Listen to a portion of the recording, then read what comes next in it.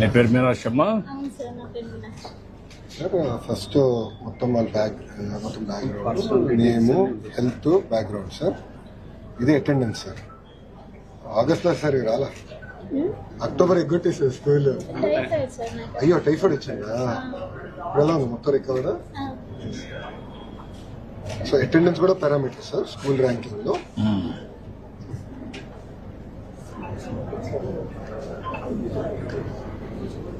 నీ పేరు శివకిషోరయ్య? ఏం చేస్తావా నువ్వు? Lorry driver.